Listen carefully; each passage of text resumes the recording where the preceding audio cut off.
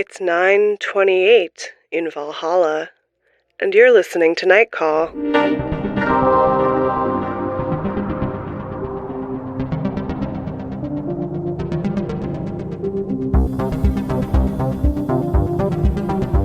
Hey everybody, and welcome to Night Call, a podcast for your strange days and lonely nights. I'm Molly Lambert, and with me in Los Angeles is Tess Lynch, and over in New York we have Emily Yoshida. And Tess Lynch just came from New York. Just yesterday, Tess Lynch was in New York. What were you up to? It's true. Tess, you rode the plane. Well, I went to New York. So it's been 2 years since I've been on a plane. And Proud of you. Thank you. It was 2 years ago. I had a traumatic experience on a plane where my daughter screamed for the 6 hours there and the 6 hours back. And then you texted me and you said somebody else's child is screaming on this flight, and I'm so happy. So happy. I was sitting next to a family with it just seemed like they had just 4 rows of children who were all roughly the same age. I'm not sure how that worked out, but all of them screamed, and I was loving it. I almost stood up at the end and wanted to be like, your kids did great. They did fantastic. You know what? Being on a plane is scary. Screaming the whole time is kind of a natural reaction that other people suppress out of... It is. I was just talking about this with Blank Check. Blank Check host David Sims and former Night Call guest Richard Lawson this weekend, because they are both nervous flyers. And I am not. And I'm very grateful for it, I guess. But also the entire act of flying is completely abstract to me. So I don't understand. Oh, it's abstract to me too. Because that's one of the things where I'm like, I don't know how a plane works and stays up in the air. Yeah. Really? Wait, did you miss 9th grade science? I know what it's like a jet stream, and you know the air currents are keeping it up, but like the fact that it stays up is crazy. My issue with flying beyond having children is that the physical changes that happen when you're in an airplane, like I'm very sensitive in general, I guess, to sort of like the elements. Well, yeah, but also like the way that you get dried out, and like my earlobes started like throbbing. No, it's a weird thing because it's like a bus in the sky. A sky bus. A sky bus. But it almost feels like being in the microwave for 6 hours at 10% power. It's not like you're not being like totally cooked, but like a little bit cooked. My mom, who is a nervous flyer, likes to pretend she's on a train because that makes her feel calmer. But it's really hard to pretend you're on a train if you look out the window and you're in there. Being on a train is so calming. Yeah, I like trains. Trains are great, and being on a plane is like inherently kind of uncomfortable. It's fucked up. I think the thing that would make me nervous if I really started to dial in and think about it was another thing we were talking about, which is just like all the things that like one little thing can go wrong as far as like the checklist before a flight happens and everybody's toast. And they were telling me about some case recently of some kind of budget airline. I want to say it was an Indian airline, and they just forgot to pressurize the cabin before the flight went up, and everybody just started bleeding out of their eardrums. Oh my God. Which is just like my night. And then suddenly, you know, of course, then I'm like, oh God, that's horrible. Like flying is a nightmare. But like, you know, it's just this one little thing. This is like why when people are cavalier about space travel, when, you know, billionaires that are sending people to space, they're like, we'll all just be going to space. And then we talk about space madness, where it's like, no, your brain can't handle a long journey through the cosmos. Also, there was just something recently about the radiation levels on Mars, and if you went to Mars, you would just be like completely irradiated. Also, like I was thinking about this the other day because I was looking at Mars because I love Mars and it's been out a lot, and I was just like, who looks at that and is like, we should go put like fucking hotels on it? No, I know. You know? Doesn't need to be gentrified. Like, exactly. Do not gentrify Mars. Yeah, leave the Martians alone. Leave the Martians alone. I was going to say, Emily, that was Stanley Kubrick's reason for not flying. The pressurized? No, the idea that like one little thing could go wrong. He was like too obsessive and just was like... He didn't trust anybody else to be as obsessive That's as he was. Right, exactly. Yeah. That's fair. And that's why he shot like Eyes Wide Shut in England and all that stuff, because he wouldn't leave. Yeah. I'm of his camp. Although I have to say it was really nice to go back to New York. I hadn't been back in a while, and I went for the Tribeca TV Festival because my husband was in an indie pilot that was written and directed by my friend Bridget, who also is Molly's friend. She went to high school with us. It's called I Was a Teenage Pillow Queen. I'm plugging it right now. But we also saw 4 other pilots it was just fun. Like, it was nice to like have a semi-professional reason to go like do something like that. Tess was really excited because she met Lynn Shelton, who we're all I was really big excited to fans meet of. Lynn Shelton. Told her about the podcast. Hi, Lynn. I know you're listening Did right she now. have a pilot there? No, she was a guest. She was the She was a plus. I We make were things. fellow plus ones. But yeah, I met like a lot of really cool, interesting people. And Tess, you're not a big New York person in general, even though you are from there. I'm from there. The tricky thing for me about New York is that it would be like, I mean, everybody has that thing of like, you know, it just makes you feel old when you go back to where you're from and it looks totally different and everything is closed. But New York used to be so gross, and I loved that about it. And I was at Washington Square Park, and it was so like fancy. I mean, it was ridiculously fancy. And then I had to take my toddler to the bathroom, and we went in and there were like marble counters. I was just like, this looks like the W, but it's like a public bathroom. Yeah. And then I just kept talking about it to everyone. Like that. Was that Needle Park? What was Needle Park? I think Needle Park may have been Washington Square Park. I thought that was Tompkins Square. Oh, that would make more sense. Maybe I'm wrong. When I was a kid, Washington Square was the park that I went to, and now Union Square Park is like where you take your kids. My son made a lot of friends. So you can dance to the Hare Krishnas. Yes, yeah. It was interesting too to see the different religious groups that were like campaigning at these parks. I was like, no Scientologists. Those are at Echo Park. Like there are no. I didn't see. Oh, they just have like it's coastal affiliations. A lot of Jews for Jesus at Washington Square Park that day. So sieht es auch der Sozialverband.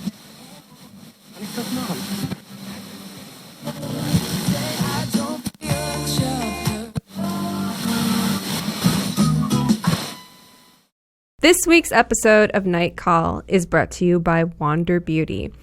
Wander Beauty is a new line of easy-to-use multitasking beauty products that help you make the most of your beauty routine, no matter how little time you have. They're easy to use and travel-friendly for foolproof beauty whenever, wherever. I'm sure we've all seen these amazing makeover shows or heard people talking about their skincare regimen, 9-step, 10-step skincare regimens, which is very fun. And it's nice if you have time, hashtag self-care. But honestly, most of us don't have time to do that every single day. And your beauty routine should be easy to use and made for your real life. And Wander Beauty is a brand that really gets that. With Wander Beauty, you can get ready in 5 minutes and stay gorgeous on the go. They recently won an Allure Best of Beauty Award for their Unlashed Volume and Curl Mascara, which lengthens and curls but never clumps. And best of all, Wander Beauty is clean, cruelty-free, and made with ingredients your skin will love.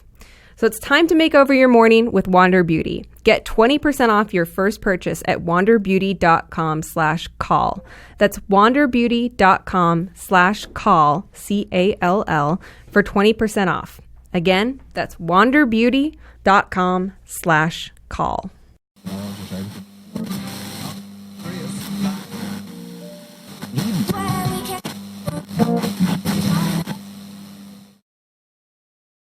What was your biggest takeaway from New York then? Maybe aside from the cleanliness? the TV fest. I mean, the cleanliness? Well, really? not exactly, because you sent me some pictures of like. Well, that's the thing is I sent Molly a bunch of pictures of trash.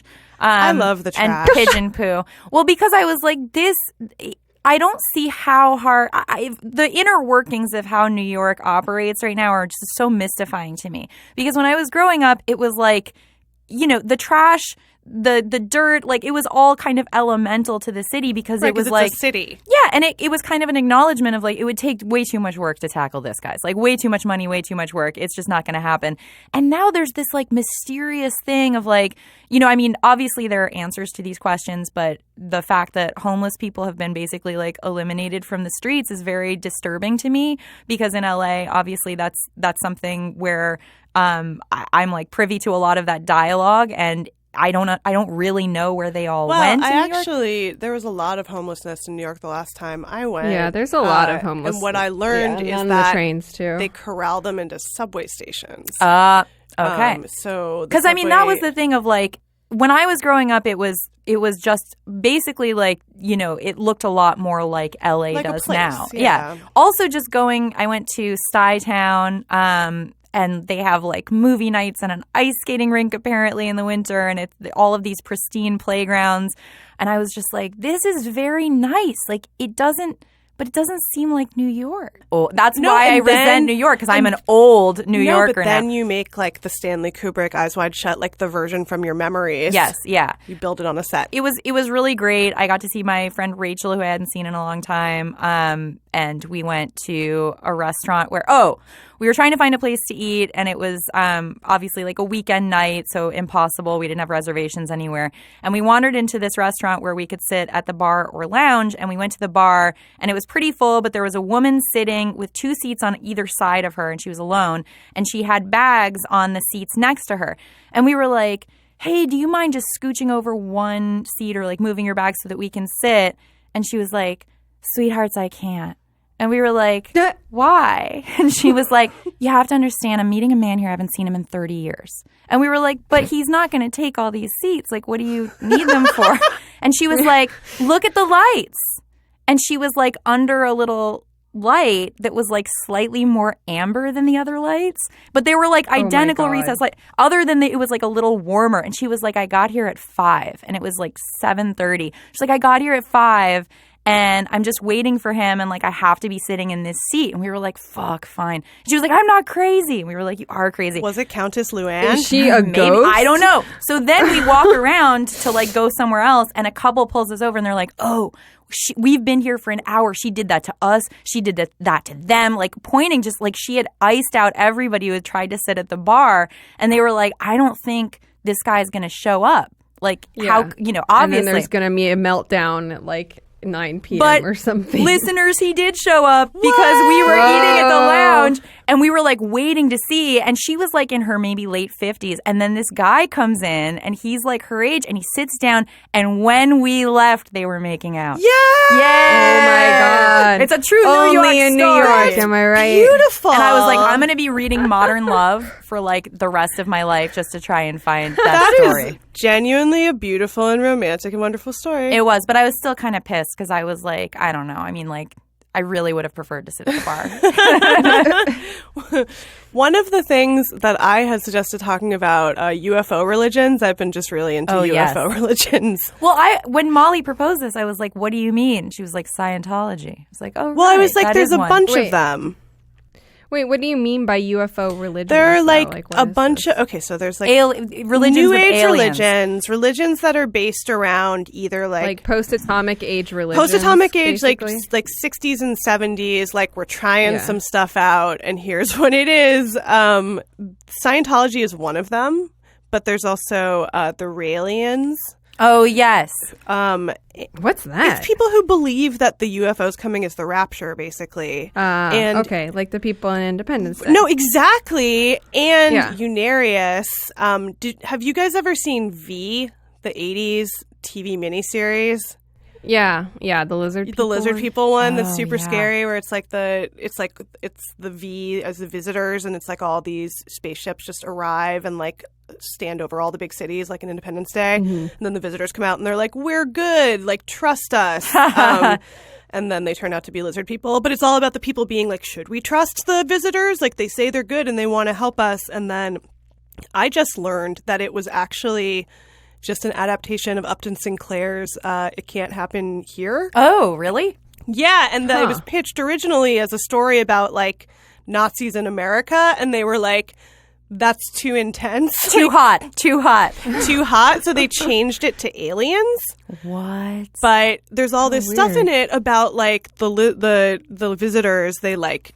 What they do is they like suppress science so that nobody will like do the science that will like find out they're lizard people. How do they suppress the science? They like start killing scientists. Okay, that's one way to do it. Okay, let's let's save this for a later episode because it feels like there's a lot to get into here. I just wanted to bring it into the night call sphere because it's something I think we will revisit.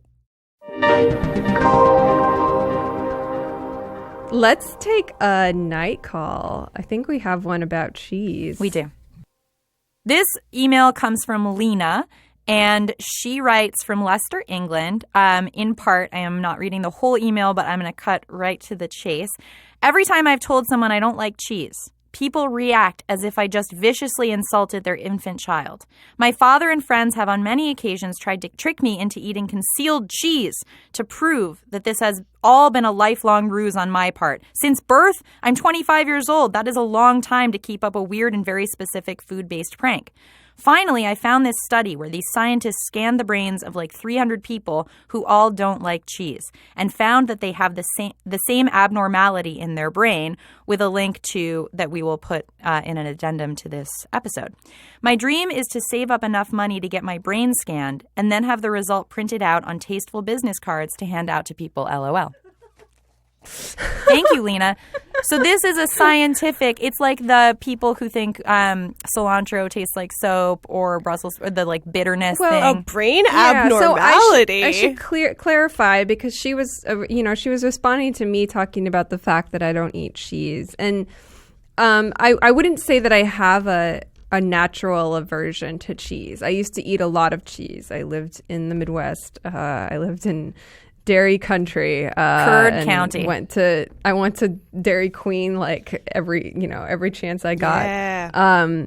But I stopped drinking milk. I want to say in my sophomore year because we had to watch a video about how milk is made in industrialized society, and it was so horrifying that I would still drink dairy have dairy products, but I wouldn't drink just plain milk because it was too reminiscent of all these cows being pushed into these metal milking devices and stuff. Yes. It was just really unpleasant. Emily, but you eat meat, right?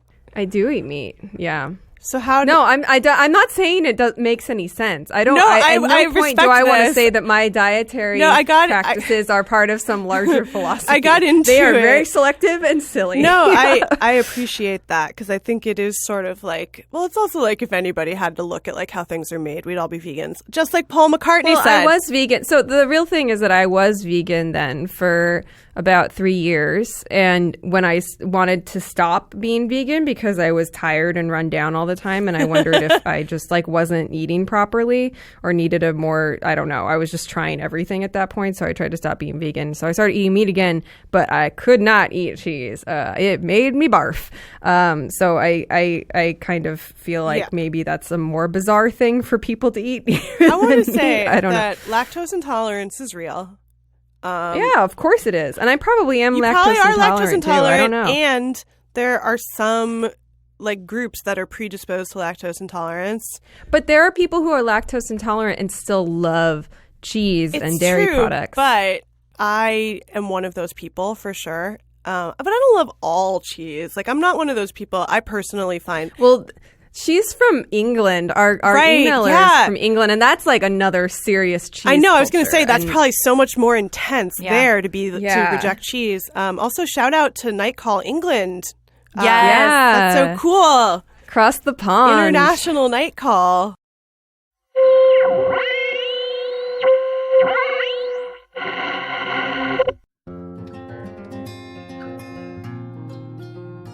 If you're listening to Night Call, you probably love true crime podcasts just like me. Let me tell you about a new podcast I love called Dead Man Talking. Created with Audio Boom, Dead Man Talking is about the death row confessions of the railroad killer Angel Resendez, who crisscrossed the U.S. by freight train in the 80s and 90s, choosing his victims at random before he was executed by the state of Texas in 2006. Before his death, Resendez spoke to journalist and host Alex Hannaford and claimed on tape to have killed as many as 40 people. Each episode takes a confession by Resendez and leads Alex on an investigation to find out the truth. Was the railroad killer lying in order to slow down his journey to the execution chamber, or was he even more sinister than anyone could have imagined?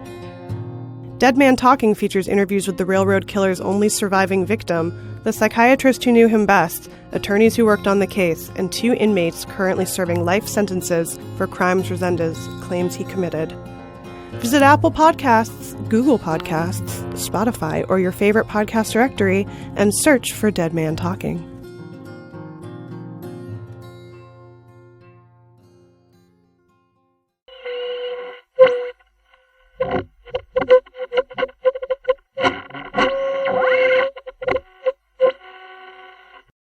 Speaking of eating, like, being kind of a hypocrite about eating habits, I don't eat octopus, as we've talked about before, but I just really quickly, because Molly sent us a very interesting article from the New York Times that was, I think, 3 days ago, so a week old at this point. Sometimes I just text you guys ideas for the podcast, and they're just like, octopus on ecstasy. Well, we have to just address the fact that a bunch of scientists gave some octopi some ecstasy, and they had... What music did they play? They had they put the octopus in a tank with another octopus that was hiding under an upturned pot in case the octopus on drugs got aggressive and wanted to beat up the octopus. The other octopus had a place to hide. And then they had a toy. And when they gave the octopus ecstasy, it became like hyper social and wanted to like give hugs. Like a raver. Like a raver. It's like it wanted to Claire. call its family and just say, like, I just want to let you guys know I love you so much. That's what it said. It was like they're normally solitary, but Except when for they gave them ecstasy, species. Yeah. they like wanted to cuddle. An octopus cuddle puddle. And so that just like further solidifies my stance that you cannot eat octopus. You can't eat octopi because they're too smart. They're too cute and smart. Yeah. And whimsical. Well, pigs are too. Yeah. So everybody's a hypocrite. Yeah. Who's not vegan. Even vegans are hypocrites. Pigs are smarter than dogs. I got mad at my friend Paul, who's a vegan, because he was like excitedly talking about killing mosquitoes. And I was like, aren't you a vegan? And he was like, mosquitoes don't deserve to live. They're the deadliest animal. He's 100% right. I know, but he was also like, I'm not a vegan because I like care about animals. I'm a vegan because like I don't like any food. Wait, really? He's not an ethical vegan? He's just like that's just his preference? a picky person. I was not an ethical vegan. I was a vegan because it was cheap, and I went through what's the thing that like people always associate with Gwyneth Paltrow, where you just like selectively stop eating different things? Is that orthorexia? Fasting? Orthorexia. Yeah, I was like mildly orthorexic for like most of my life, so I just decided like I'd narrowed down most things. I knew some people who liked it because it's like it's just so limiting, and that can be makes kind you feel of in fun. control. Oh yeah, it gives you so control. much. Yeah, and when you're poor, also it's like, well, there were only a few things that I can afford, and now I know exactly what I have to buy because it's the only thing I can eat. It doesn't lead to eating well necessarily. I feel like a lot of the not at all. vegans I know knew. so many unhealthily vegans, right? Who just eat like NIF and like rice and beans. What is NIF? NIF? Nutritional yeast flavor. I do not like those. I find those disgusting. They're like a substitute for cheese, but well, I love them. Oh, they're gross. Do you like other? This brings me to my next cheese question. Also, in the email, in a different part of it, she talks about that part of what she finds off-putting about cheese is that it's just hard milk. Yeah. Yes, and I think that's very evocative. It's very evocative.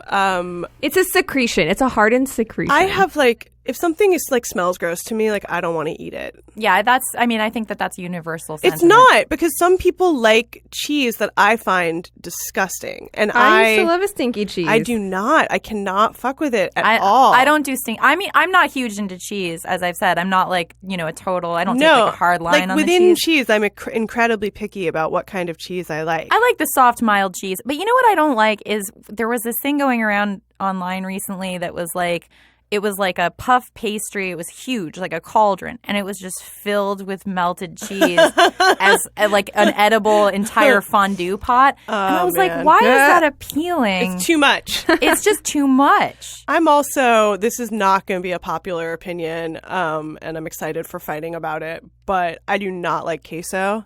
That you're wrong. Well, I've never had queso. Queso's fantastic. Oh, I do not care for it. Really? Emily, you've never had it? I love queso. No, it's a Texas thing. I know, It's but you never. I mean, I had cheese curds. Like, They don't have. We could talk about cheese. There's been like a curds. real Tex-Mex like boom in Los Angeles Because of home state, which I'm is, not. you I mean, know, I'm not an crazy Austin. about the Tex-Mex boom because I'm like we have like Mex and like Yeah. California Mex. We don't need fucking queso. I love queso. But people love queso. I don't get it at all. It's like gross nacho cheese, basically. My mom used to make queso when I was growing up, and it was just Velveeta cheese and Rotel tomatoes. Oh, okay, that's the classic. yeah. Oh, That's yeah. the classic. I've had that. so I never you- really got into that. It was also so foreign to me. It was like, I don't know. It felt so decadent. I couldn't It's super believe. decadent.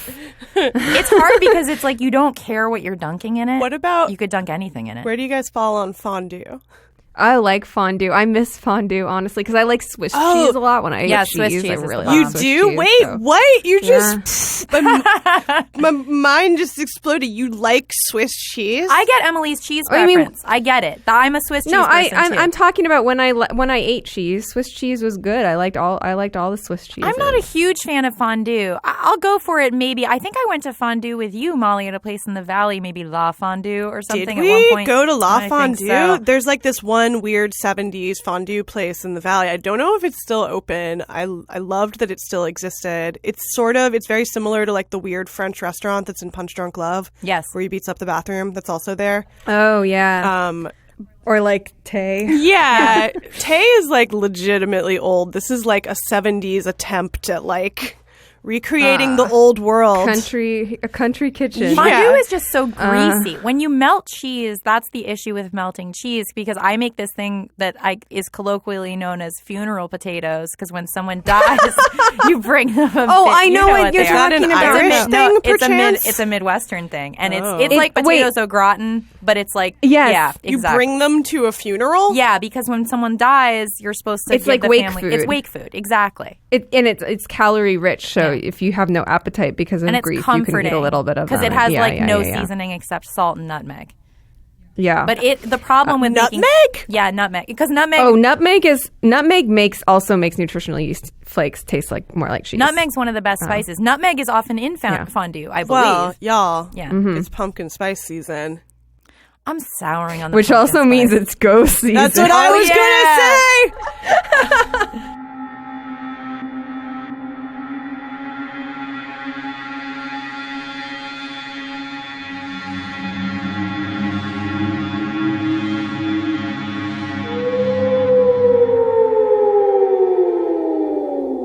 What goes with pumpkin spice That's latte right. is better than a good ghost That's time. right. It was the first day of fall, like 2 days ago. I was so happy. I'm such a basic bee. I fucking love it. I was just so excited. I'm like the person that's excited about the idea of the nights becoming longer and the days becoming shorter, which I know nobody else is, but No, I feel that. it's just less time I have to wear sunscreen, and that to me is like very valuable. No, it sucks. You guys are both wrong. And I just don't like the heat. Like it gets cool at night. It could be cool, and it doesn't have to mean that night lasts like for 15 hours.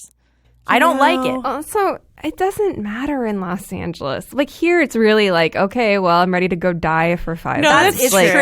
It's It's true. true. That's literally why I live here. Is Yeah. just to not. I didn't know get that depressed. about fall until I experienced real New England fall. It's definitely a different thing, and you understand. I used to like everything fall and winter much more when I didn't live in New York City, Right. but still lived in that climate because you got all the beauty of it without all the like scuzziness, The bullshit. and without the snow feeling and- of like the walls are about to close in and there's nothing Yeah. you can do. But wait, Molly, Yeah. what's special about fall? Well, aside from the delightful nutmeg flavored beverages, the autumn equinox was a couple days ago, which is the day when the veils between the spirit worlds are easiest to penetrate.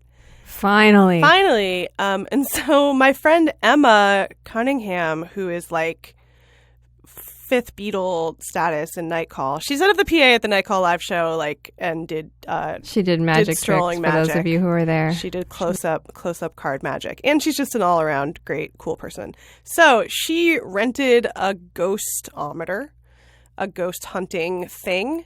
What did it look like?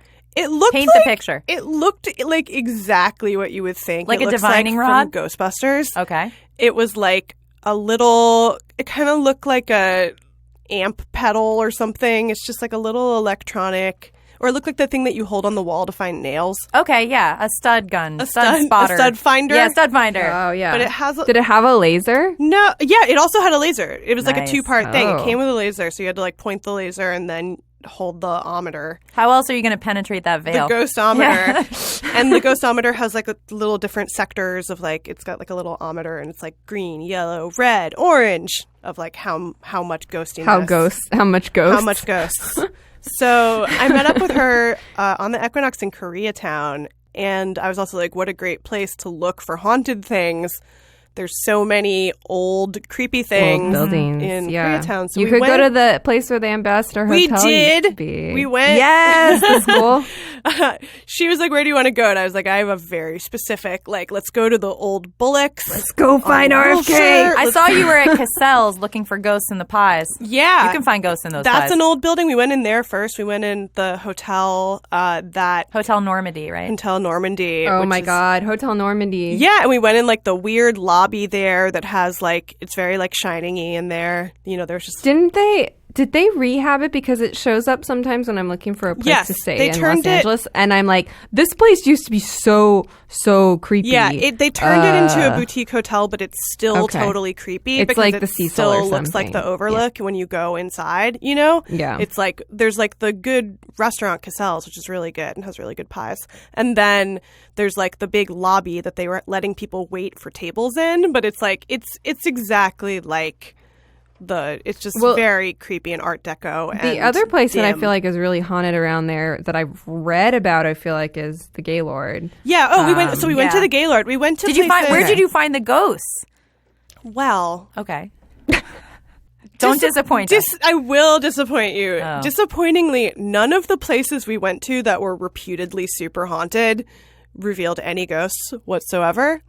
And then some random places would like set the meter off very Like much. where? The one place we got a really high reading outside was in front of the church that's now, I think, a Mosaic church. Oh, yeah. But like across from the line, but where there's like the Walk of Fame star for Jesus Christ. Uh-huh. We got a ghost reading, and I was What? like, well, that makes sense because he's the Holy Ghost, right? Like, Jesus is technically a ghost. No, but that's okay. People might We'll argue. talk about this more. I that. just learned about the Holy Ghost, so I have. Wait a yeah, but second, that's what? the whole point. It's separate from. Yeah, No, I know, There's- but I have a there's lot three. of questions Okay. about like what it's like. The breath of Jesus was one thing I read. Theologians of theologians of Night Call. Let us know. Yeah. Let us know if you think Jesus is a ghost. As Molly Give us your thoughts, incorrectly your does. hottest take on the Trinity, please. And then just in a couple of other random places, such as like a barber shop, I think we just were outside. And Do you think that was like the ghost of hair? Hair ghost. so? We did we walked around. We went to a lot of different, sort of every old building I could think of. Yeah, and like kind of over by where the Ambassador Hotel is, where RFK got assassinated. But you know, my friend Emma was being sort of more of the Mulder. She was like, I'm gonna say like, the ghosts are real and we're finding them. Yeah. And we were also like, maybe they don't come out during the daytime as much. Who knows? How do those ghost? You were there in the work? day? Oh yeah, daytime. It was daytime ghost hunting.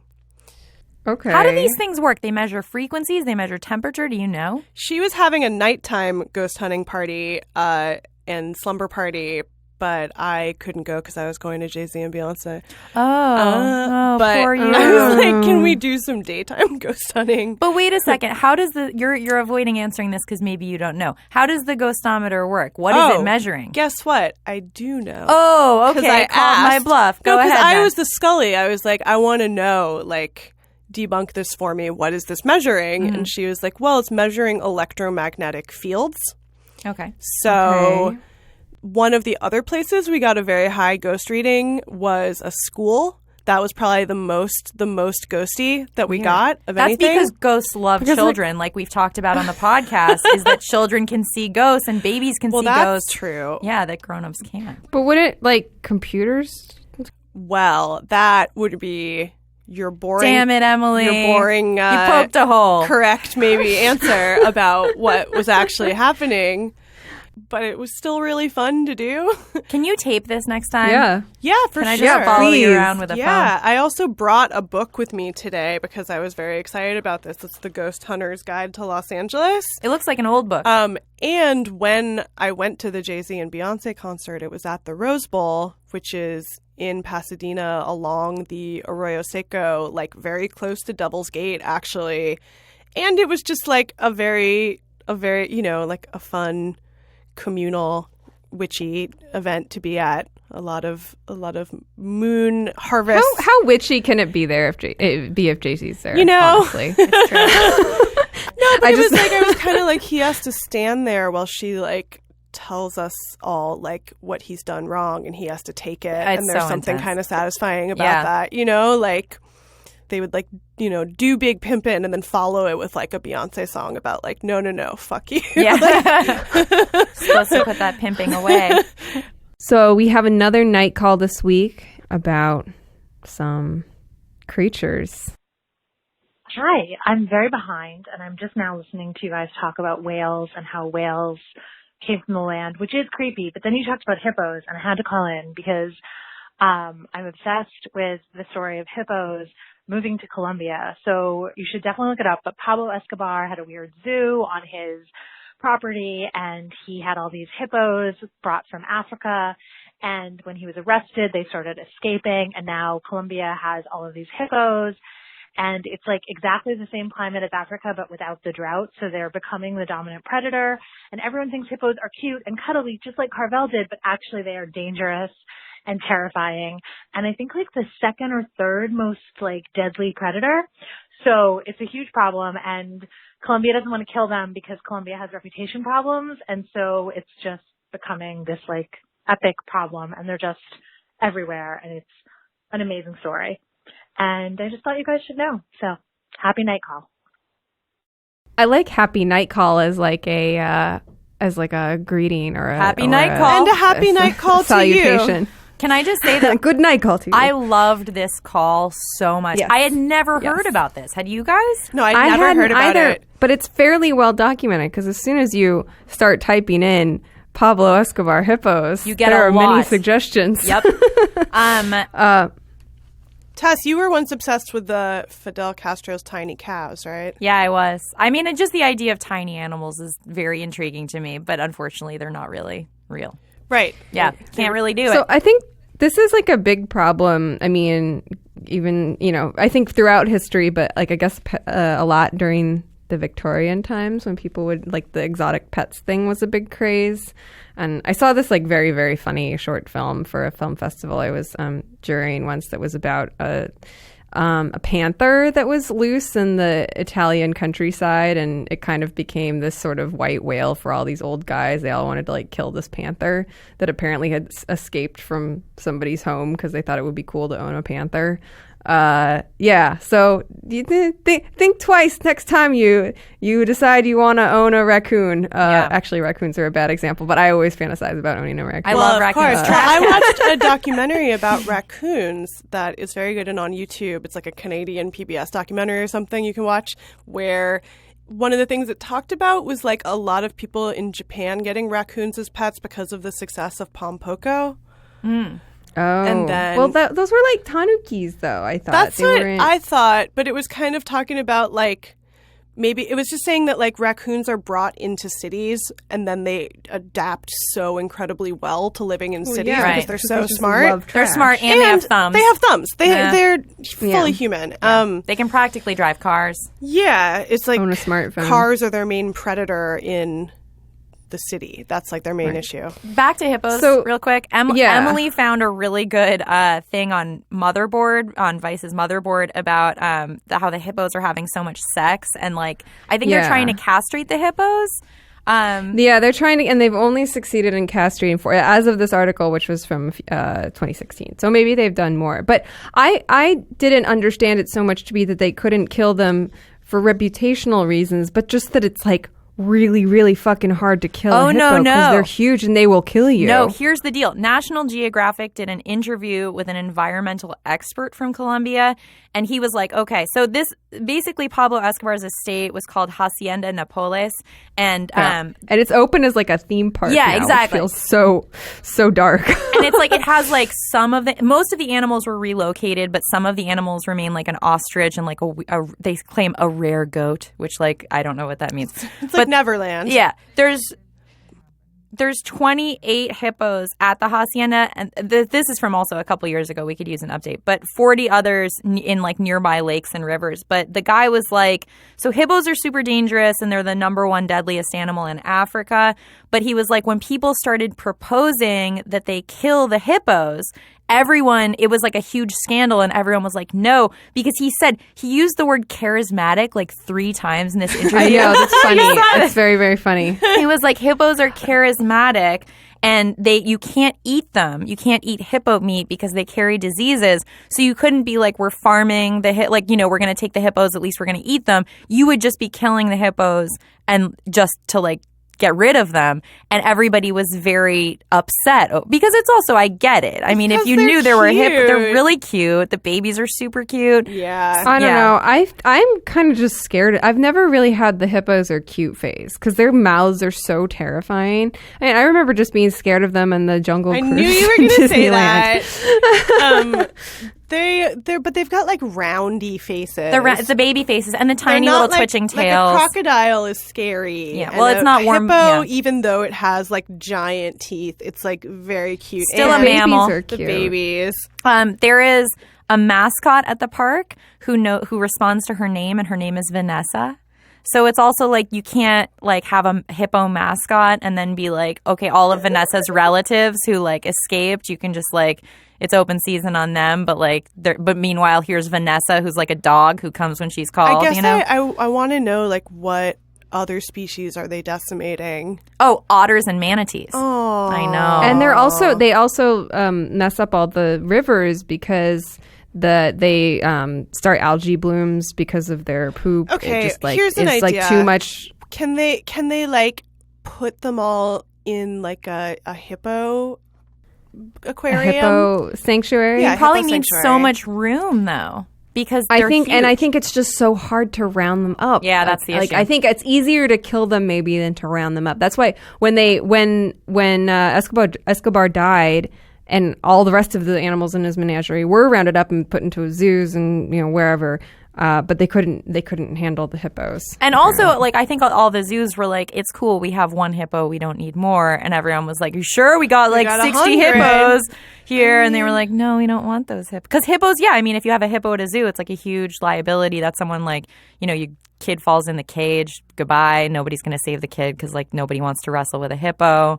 So, just dark times. I think that's where your mind goes. It is. Can I say one of my favorite details from this, outside of the hippos themselves, is just this actual park that was on his compound, the Hacienda Napoles, whose sign, if you look it up, just looks like the Jurassic Park sign. Yes. Like it's the same font and everything. It is so crazy. I don't know. It must be on purpose, right? Because they have, I think so. they have some dinosaur Well, it would have been like the bones. 90s or something whenever, or maybe they didn't open it till later, but still. He died in 93. I don't know a ton about it, but like, didn't he build the theme park? Is like the people loved him because he built the theme park.